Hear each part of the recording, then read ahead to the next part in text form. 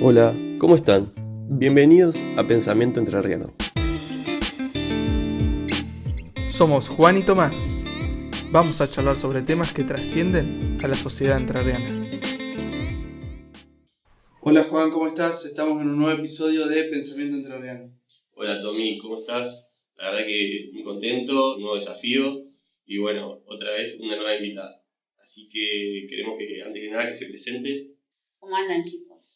Bueno, primero agradecerles la invitación de poder participar en este espacio, porque los espacios de participación y involucrarse en las temáticas que nos suceden, en este caso los entrerrianos y las entrerrianas todos los días, es lo que nos permite poder modificar y transformar realidades, ¿no? Entonces, la verdad que los felicito por este espacio. Mi nombre es Karina Ramos, soy una paranaense, orgullosamente paranaense, militante social, pero sobre todo una persona comprometida, como decía hoy, con la posibilidad de poder cambiar la realidad de las personas, y lo entiendo desde el lugar de la participación y de poder involucrarme. Circunstancialmente estoy ocupando un lugar dentro de la Cámara de Diputados y Diputadas, cumplo un rol como diputada provincial hasta el 10 de diciembre del 2023. He transcurrido por muchos lugares de responsabilidad dentro del Poder Ejecutivo Provincial, que me ha permitido poder formarme, tener experiencia para poder aportar en esta gestión a la conformación o el desarrollo o la elaboración de proyectos y leyes que se han sancionado en este tiempo. Así que la verdad que muy contenta porque mi paso por la legislatura siento que no ha sido en vano y que hemos dejado, la verdad, que leyes muy interesantes y que sé que también con el tiempo van a ser realmente bisagras en un montón de temáticas de la realidad de la provincia. Bueno, la verdad que para nosotros también un honor y muchas gracias por venir. También sabemos todo lo que implica y todo el desgaste capaz de poder participar y los tiempos que tenés. Pero bueno, como bien decías, vamos a hablar de una ley especial que la verdad que tiene mucha repercusión. Sí, hoy en día y una aplicabilidad importante.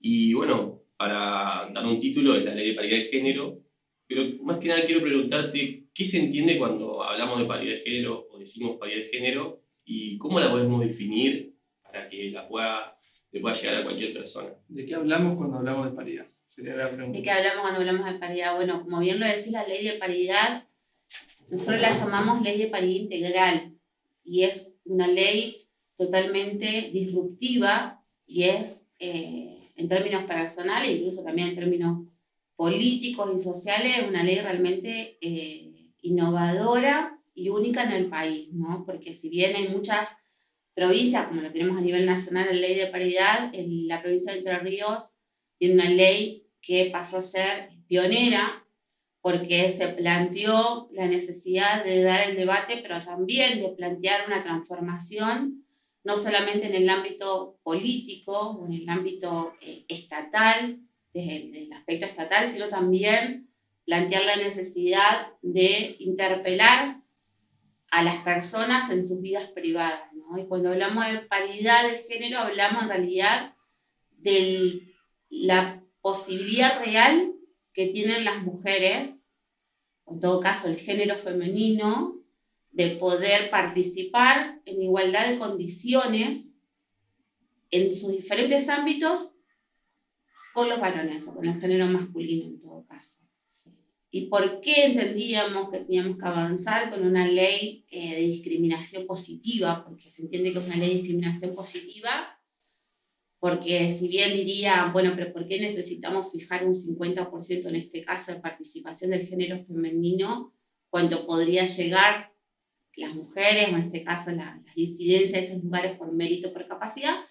Porque sabemos que en la realidad y en la práctica no se posibilita nunca si no generamos una discriminación positiva. Lo hemos vivido incluso con la ley anterior, la ley de cupo, en la legislatura, donde se estableció un mínimo, un 25% de participación del género femenino. Un mínimo era, no era el techo, era el mínimo, pero se transformó en un techo.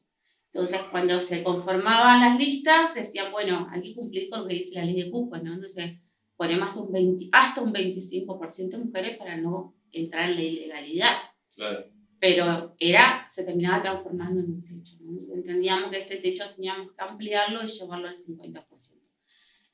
¿Qué es lo que pretendemos? Pretendemos que naturalmente no necesitemos esta ley de discriminación positiva, ¿sí? Que naturalmente cuando planteemos los debates entendamos de que la participación de las mujeres en la disidencia se tiene que dar de una manera natural, ¿no? Y por eso propiciamos o apuntamos o a futuro pretendemos de que en realidad esta ley de discriminación positiva no sea necesaria. ¿Y por qué digo que porque Entre Ríos fue pionera o pasa a ser de alguna manera la provincia que tiene la mejor ley en este sentido? Porque bueno, cuando tuvimos la posibilidad de este debate, que lo hablamos por ahí fuera de este momento, las legisladoras, nosotros cuando llegamos a con el 25% de la Cámara de Diputados y Diputadas, al inicio de la gestión nos planteamos entre nosotras por qué no dar el debate y la discusión de plantear la ley de paridad en esta gestión. Y fue así que estratégicamente, en conjunto con las senadoras, en conjunto con la vicegobernadora, que fue un poco la que tomó la punta también del debate, empezamos a trabajar, ¿no? La estrategia para poder dar o poner en agenda legislativa y en agenda también de la sociedad, porque no era un tema, debería ser solamente de la política, era un tema que realmente representaba una inquietud, una preocupación, un tema de debate, un tema de conversación entre las compañeras. Y veíamos que esa desigualdad no solamente se daba en el ámbito político, que era el que transcurríamos nosotras, sino que se daba en un montón de ámbitos de nuestra vida privada. Íbamos a un club y nos dábamos cuenta que en la comisión directiva la mayoría eran varones, no había mujeres. Íbamos a una comisión vecinal y la mayoría eran varones y no había mujeres. En los lugares de toma de decisiones y responsabilidad, porque quienes estaban trabajando sí eran mujeres. Claro. Íbamos al club y no estaban las mujeres en la comisión directiva, donde estaban las mujeres, estaban haciendo las tortas fritas o cobrando las entradas a los partidos de fútbol, o eran las que le preparaban la copa de leche en las comisiones vecinales. Bueno, esta participación de la mujer que es real, que ha sido siempre históricamente existente, no tenía este correlato en los lugares de toma de decisión y de responsabilidad. Y dijimos, bueno, vamos por un poco más, vamos no solamente por buscar la paridad, en este caso en la legislatura, que es la mayoría de las provincias, incluso Nación se plantea, es solamente la paridad en la legislatura, sino que fuimos por la paridad en la fórmula de la gobernación y de la vicegobernación. Fuimos por la paridad en la fórmula de las intendencias y las viceintendencias. Fuimos por la paridad en los gabinetes provinciales y municipales.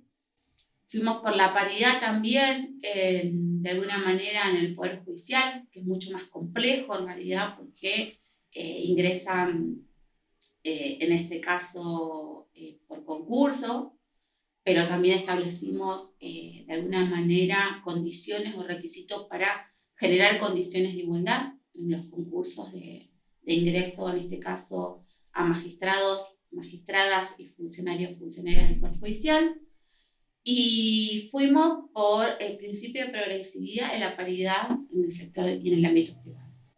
Y esto es que todas las asociaciones de las organizaciones de la vida civil, llámese asociaciones civiles, fundaciones, cooperativas, sindicatos, asociaciones gremiales,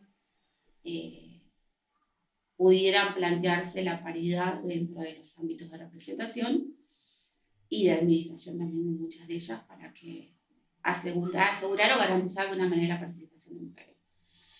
Y nos planteamos también como una obligatoriedad la paridad de los colegios profesionales, y esto lo entendíamos porque de alguna manera, que es algo que a veces no se entiende o muchas veces tiende a confundirse, que los colegios profesionales son una delegación de facultades del Estado en realidad, ¿no?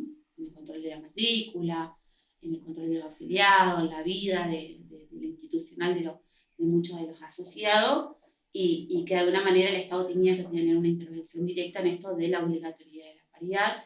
Y así también en consecuencia pues fuimos las modificaciones de las colegiaturas profesionales incorporando la paridad como una cuestión obligatoria también.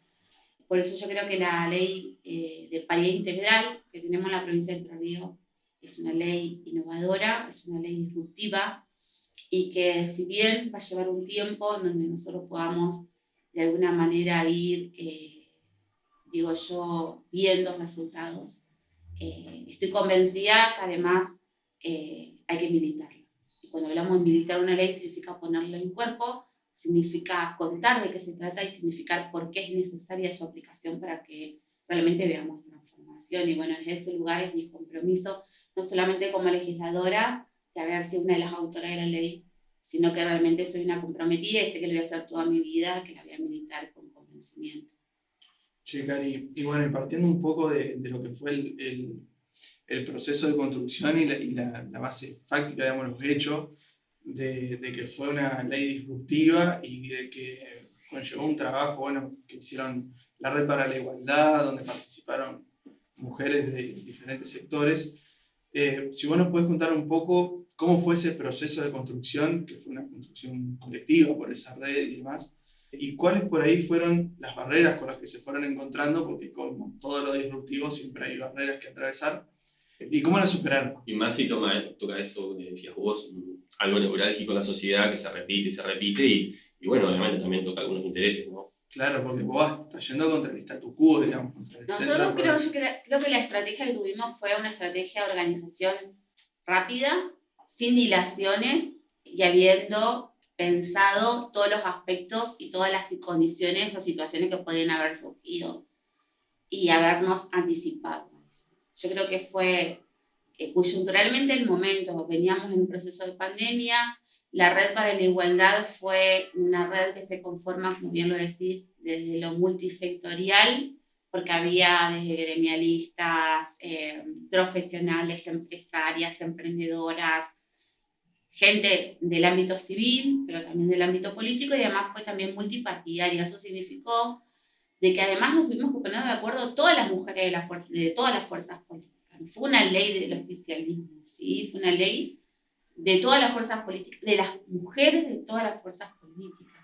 Y eso también le dio la fortaleza de poder dar, de ponerlo en la agenda en realidad.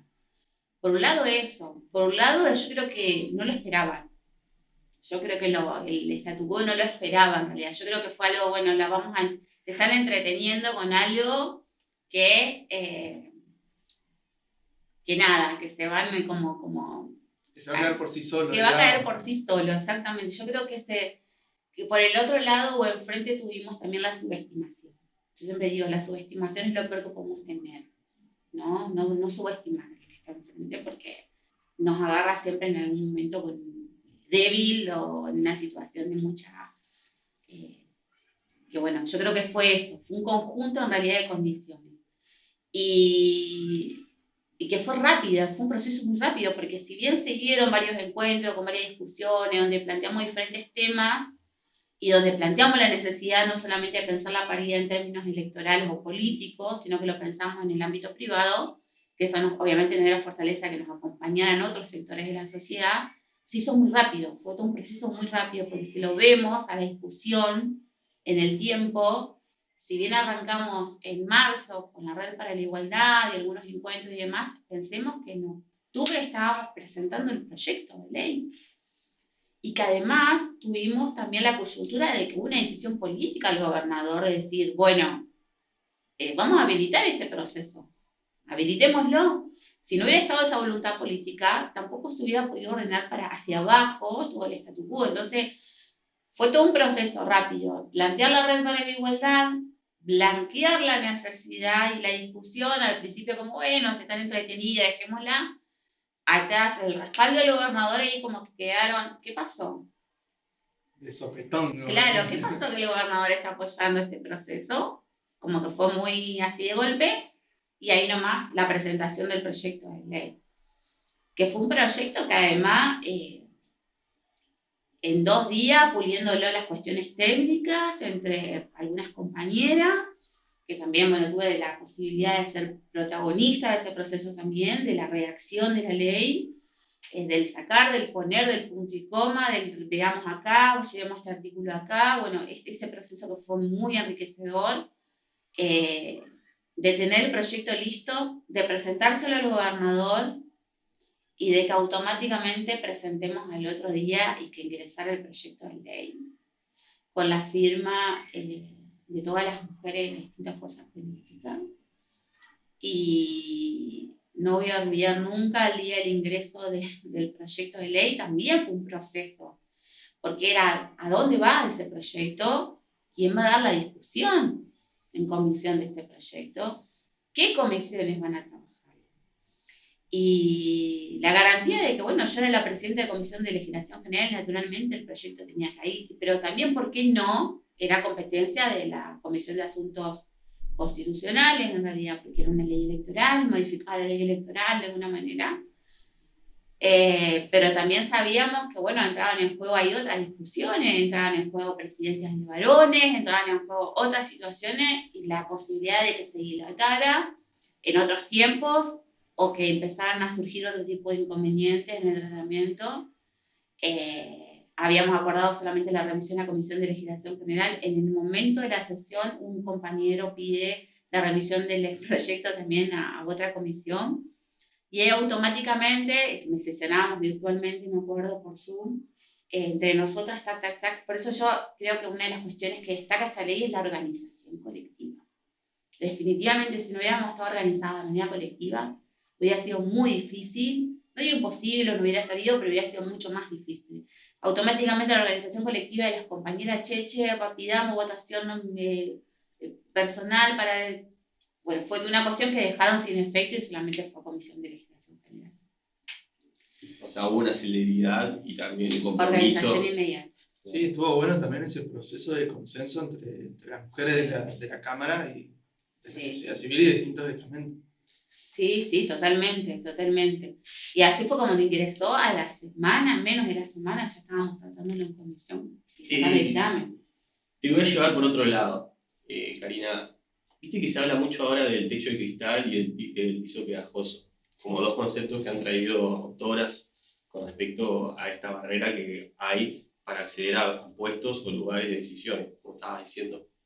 Esta norma, ¿qué herramientas trae en concreto o bueno, qué garantías da en concreto para que cualquier persona la pueda utilizar para poder romper, entre comillas, esas barreras y poder solicitarle o instar contra el superior o contra las personas que estén arriba para poder generar esa verdadera igualdad? Sí, condiciones de posibilidad de igualdad, accesibilidad. Sí. Bueno, en realidad la ley de paridad es una ley y le da un marco legal a establecer a que los procesos de poder llegar a determinados lugares de responsabilidad sea con condiciones de igualdad, ¿sí? Eso es lo que te garantiza la ley de alguna manera. ¿Esto qué significa? Que si vos tenés que llegar a un concurso, tenés que plantear un concurso, esto se da mucho en el Consejo de la Magistratura, incluso cuando modificamos la ley del Consejo de la Magistratura, lo incorporamos dentro de los requisitos.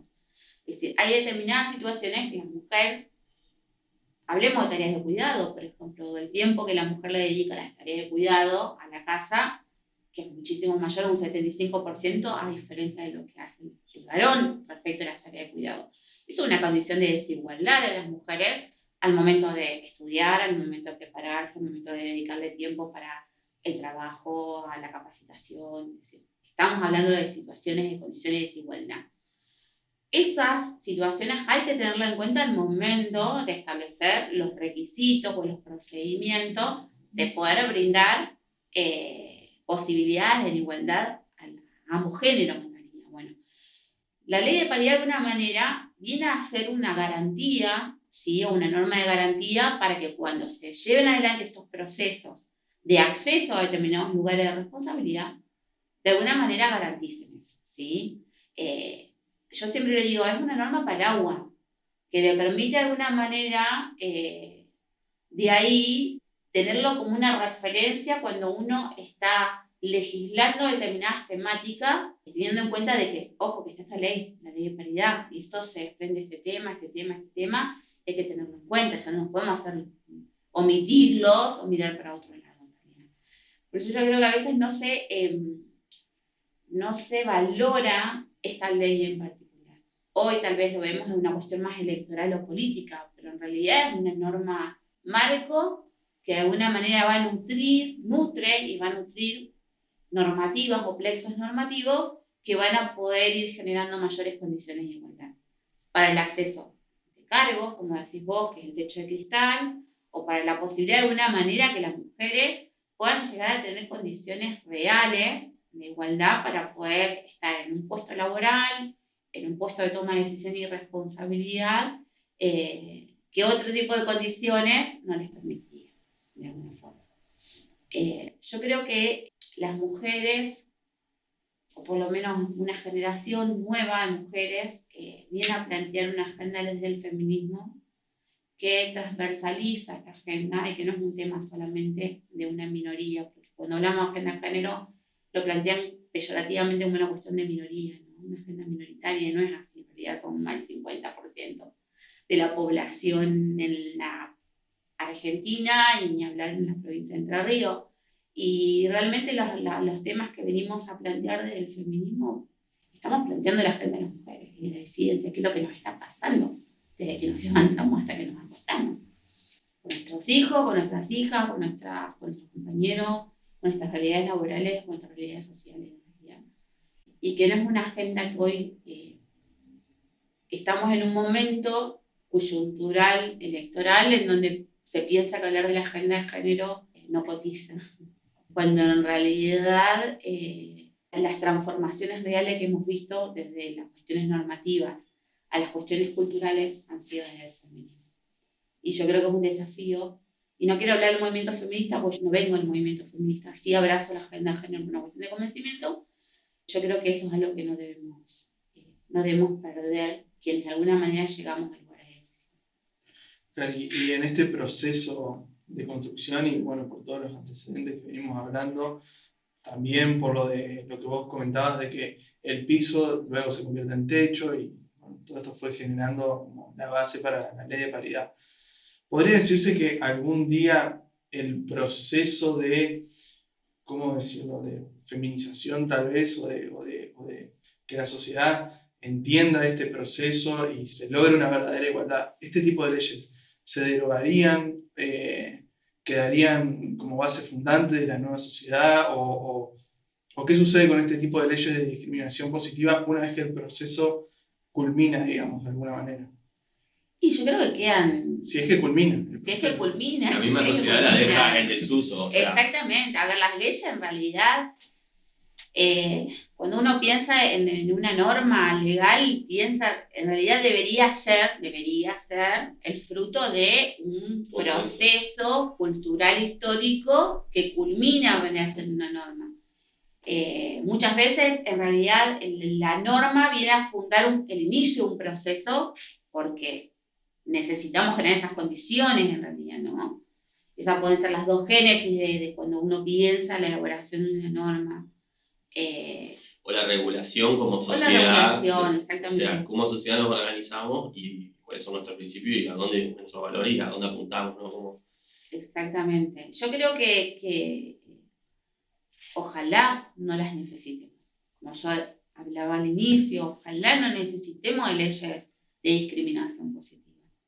Pero las necesitamos, y en la medida que las necesitemos tenemos que exigirlas y tenemos que plantearlas necesariamente en la agenda legislativa, en la agenda política, en la agenda de la sociedad. La tenemos que seguir planteando y tenemos que seguir gestionando para que se visibilicen estas temáticas. Ojalá no sea necesario, y ojalá no sea necesario también tener que salir a defender esas agendas, ¿no? Y que eso signifique muchas veces tener que lidiar con la violencia política, con la violencia mediática, porque quienes de alguna manera tomamos la apuesta de visibilizar esa temática somos víctimas de esas acciones o reacciones que a veces tiene parte de la sociedad respecto de la necesidad de plantear esta agenda. Entonces yo creo que bueno, son todos procesos culturales, por supuesto. Obviamente uno quisiera acelerar procesos, o como lo decías vos, que estas temáticas quedaran incorporadas de manera natural, y sabemos que son procesos que llevan mucho tiempo, pero que la única forma de poder realmente lograr resultados o lograr visibilizar estas situaciones es realmente sosteniéndolas, esas agendas. No hay forma de no hacerlo sino sosteniéndolas, planteándolas, visibilizándolas, generando acuerdos. No hay otra manera. No hay otra manera. Es como cuando se logran a través de las luchas, ¿no? Los derechos, las conquistas de los derechos se logran a través de las luchas, de los movimientos, no hay otra forma. La historia nos ha mostrado que no hay otra forma de llegar a lograr la conquista de esos derechos, sino a través de la lucha y la movilización. Yo creo que estas agendas forman parte de ese proceso también. Cari, y el tema judicial, si por ejemplo, tomamos el ejemplo de una mujer que quiera iniciar una acción civil o de otro tipo en la justicia, ¿puedes utilizar esta norma como fundamento para su pretensión o no puede ser usada de forma operativa? ¿Se entiende a lo que voy? Sí, se entiende y sí se puede usar.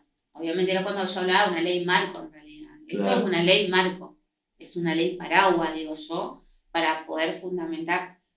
Recuerden que esta ley surge también de una norma precisa de la Constitución Provincial, que es el artículo 17, sí, que es el artículo de la igualdad en realidad. Y de alguna manera esta norma viene a ser reglamentaria de este artículo de la Constitución Provincial, ¿sí? Entonces, obviamente que esto sirve como una norma cuando uno fundamenta una demanda y toma el plexo normativo que siempre va a respaldar sus pretensiones, lo va a hacer a través de esta norma, siempre va a tener fundamentos para hacerlo. Perfecto. O sea, no es que solamente queda como, principios, obviamente, programáticos, sino que uno lo puede utilizar y decir, con esto... es operativo, digamos. Sí, operativamente. Es una ley operativa y es una ley programática, como bien lo decía. Es operativa para determinados artículos, ¿sí? Esto, por ejemplo, si hubiera un partido político presentado una lista de diputados y diputadas que no hubiera cumplido con el 50%, se rechaza, ¿sí? Claro, pero una persona que trabaja en el ámbito privado, por ejemplo, ¿no? O una trabajadora, o que trabaja en otro ámbito, como si en el judicial, y se siente un menoscabo en su derecho, ¿puede presentar una demanda diciendo, bueno, en base a esta ley, o tiene que también buscar otros artículos, o la idea es esto como esta autosuficiencia? ¿Se puede? Hay artículos que son autosuficientes, como decíamos, que son operativos, y artículos que son programáticos y que van a quedar a la interpretación del Poder Judicial. La interpretación de la ley muchas veces queda en la interpretación del Poder Judicial y que también van a ir marcando jurisprudencia en la medida que vayan surgiendo algún tipo de sentencia respecto a jurisprudencia, respecto de la temática en realidad. Que sirva como una cuestión de respaldo normativo a una pretensión, por supuesto que sí. Obviamente va a estar dentro del desempeño del profesional del derecho que de alguna manera lo utilice como una herramienta para poder fundamentar las pretensiones de su un diálogo de fuentes, exactamente. Y poder elegir normas distintas. Y también va a quedar en el lugar, obviamente que va a haber una cuestión de la formación, en este caso, del operador del derecho, que va a ser en este caso el juez o la jueza, que debe interpretar la norma, de qué manera también entiende la aplicabilidad de la misma. Por eso también es tan importante poder avanzar con la ley Micaela. Cuando hablamos de ley Micaela, estamos hablando en realidad de la posibilidad de poder incorporar la perspectiva de género en la mirada diaria, tanto laboral, en este caso el juez, quien debe interpretar el derecho y aplicarlo de alguna manera, si no tiene la incorporación de la perspectiva de género, y seguramente va a tener otro tipo de interpretación. Por eso que nosotros abogamos también con la incorporación de la perspectiva de derecho, en este caso de género, en el Poder Judicial. Es necesaria la incorporación de la perspectiva de género en la formación de los magistrados, magistradas y funcionarios, porque de ellos depende la interpretación de la normativa. Es necesario, así como necesitamos incorporar la perspectiva de género en la legislatura para poder sancionar leyes que sea transversal el género en las distintas normativas o aspectos, también necesitamos que los jueces y las juezas se capaciten en perspectiva de género. Porque ellos están interpretando lo que nosotros, en este caso, nuestro rol de legisladores, quisimos decir a través de la norma. Y está bueno poder traerlo a colación, porque también hay que exigir que el Poder Judicial se capacite en perspectiva de género. Claro, y en base también a esto, viste que ha tomado, te quería preguntar a vos, porque bueno, ha tomado mucha fuerza una como nueva, ideas viejas en realidad, pero las traen de nuevo a discusión, como que el Estado no tiene que intervenir, o que cada vez tiene que retirarse más el Estado, o como la libertad, ¿viste? Entonces, según tu pensamiento, ¿cuál es el rol que tiene que cumplir el Estado en este sentido para seguir, si tiene que seguir interviniendo y regulando en pos de mejorar esto, o hasta acá podemos decir, está bien lo que se hizo? Te digo por esto que está tomando mucha fuerza, ¿viste? El Estado tiene que garantizar el cumplimiento de los derechos. Para empezar, no se puede correr de ese rol, ¿sí? Y eso significa de que el derecho de una persona termina donde empieza el derecho de la otra persona.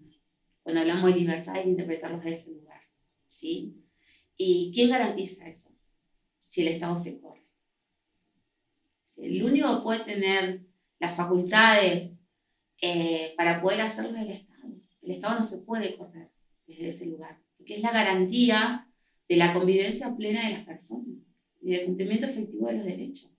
Es el Estado. Yo quiero agregar aparte algo a eso, que no solo es una decisión del Estado, sino que es una obligación del Estado, porque también acordate que tanto la Constitución Nacional como la Constitución Provincial establecen estos principios, y por eso surge el deber del Estado de cumplirlos, además de todos los pactos de derechos humanos y las convenciones de derechos humanos que el Estado Nacional suscribió, y que puede incluso llevar a una responsabilidad internacional del Estado. Sí, totalmente.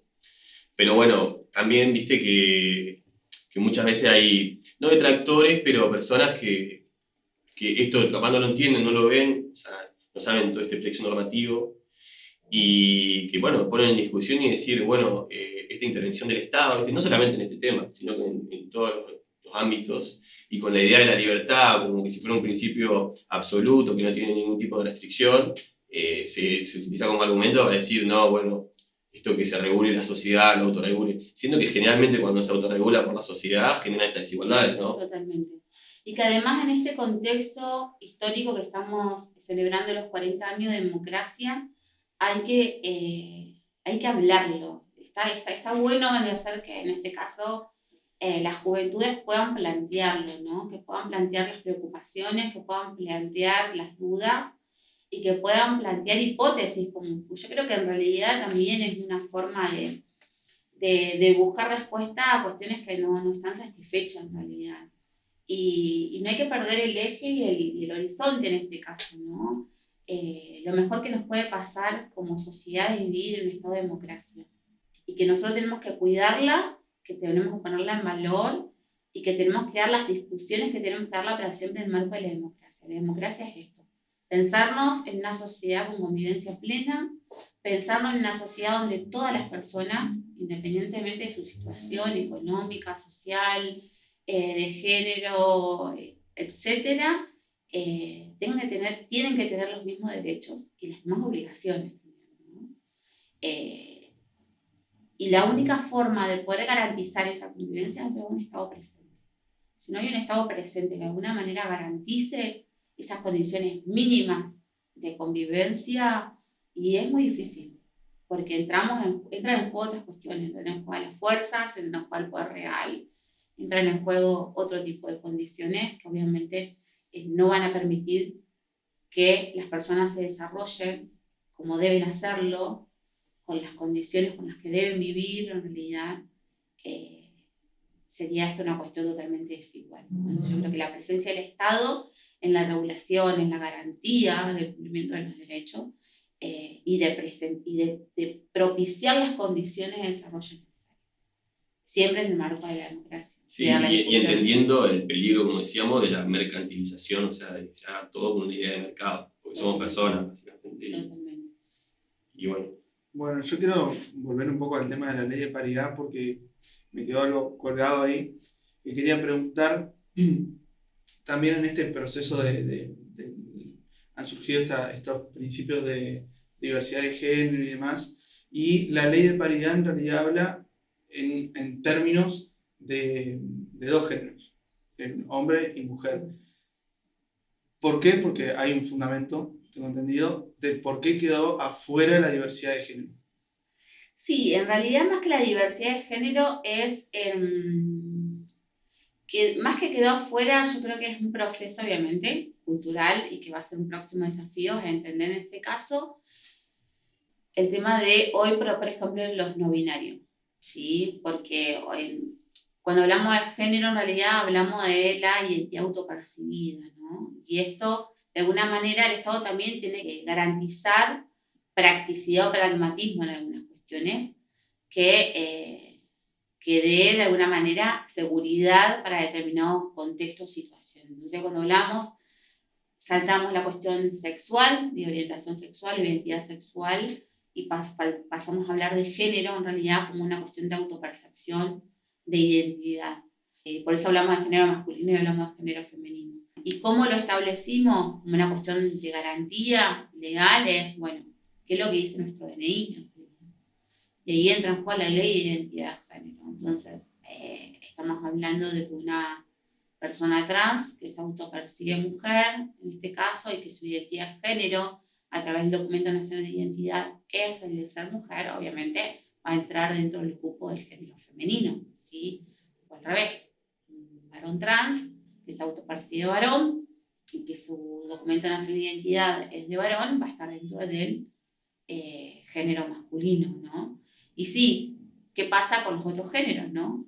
¿Y qué pasa con los no binarios, por ejemplo? Es algo que seguramente tendremos que evaluar de qué manera buscaremos los procedimientos legales para poder también incorporar a estos géneros que nos quedaron afuera. Que bueno, va a ser un desafío nuevamente desde lo legislativo y también va a ser un desafío en todo caso si se plantea en el Poder Judicial cómo resolver esas situaciones. Algo que todavía no ha sucedido y que va a ser toda una cuestión de debate y de analizar y demás.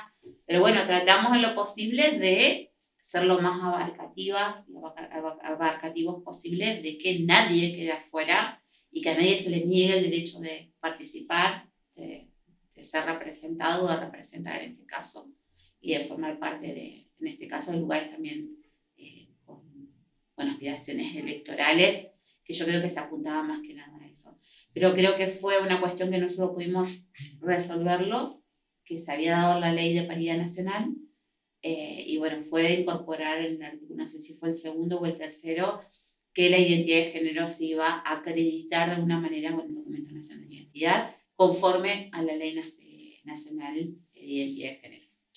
¿Qué sanciones puede tener el no cumplimiento de alguna de los artículos de esta ley? O sea, ¿tiene alguna consecuencia, no?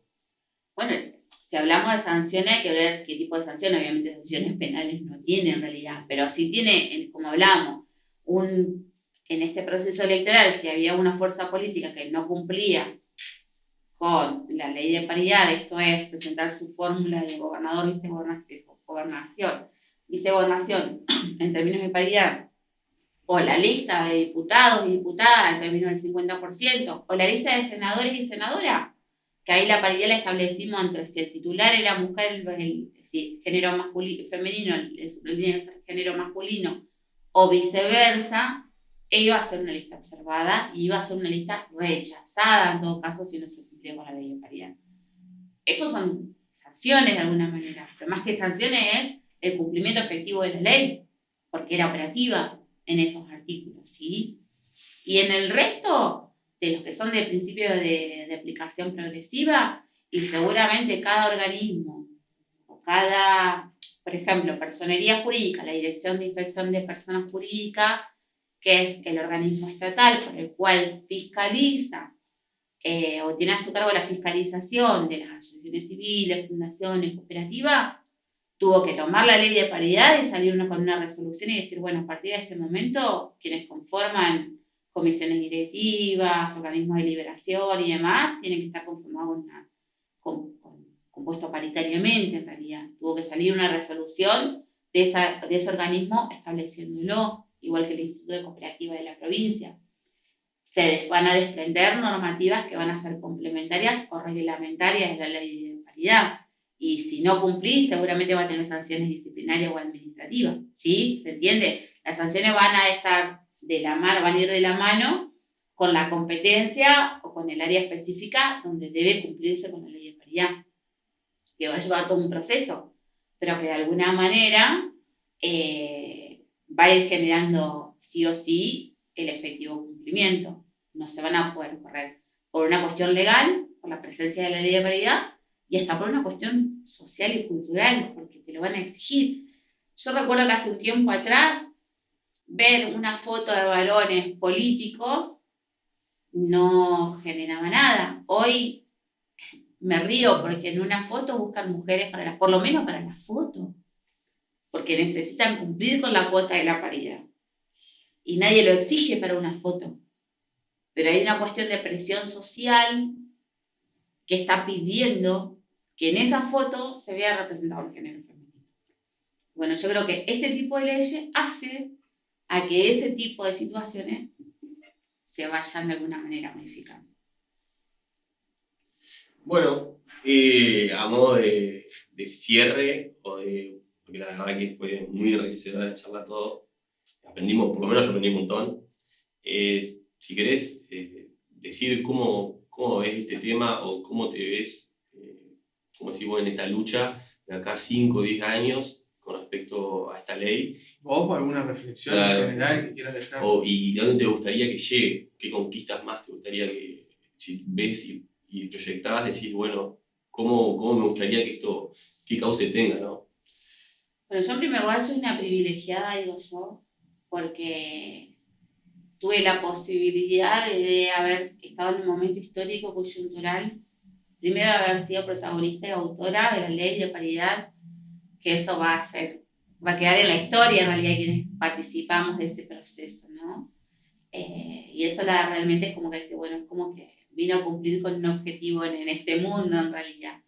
Y por otro lado, enlazar el convencimiento de que hay que militarla, a esta ley en particular, y militar la agenda de género. No hay que dejarla, no hay que esconderla, no hay que mirar para el costado. Porque realmente entiendo que las transformaciones sociales, y particularmente cuando hablamos de igualdad, hay que trabajarlas. Hay que ponerle el cuerpo, hay que trabajarla, hay que dar los debates, no hay que esconderse, y hay que darlo al debate con altura, con argumentos, porque argumentos hay, argumentos son más que suficientes, y hay que sostenerlo con el tiempo. ¿Cómo me veo de acá a futuro? Y más allá de mis lugares donde me toque transitar desde lo político, desde lo partidario en particular, me veo comprometida desde lo social, no solamente con la agenda de género, sino con la agenda de la igualdad. Y cuando hablamos de igualdad y de condiciones de igualdad, lo hablamos también respecto de otras temáticas. Por ejemplo, la discapacidad, que es una temática en donde muchas veces también se la considera una agenda de minorías, en realidad, y forma parte en realidad de esto. Cuando hablamos de derechos y obligaciones, hablamos de la posibilidad de generar condiciones de convivencia plena entre las personas, ¿no? Bueno, ¿de qué manera vamos generando equidades?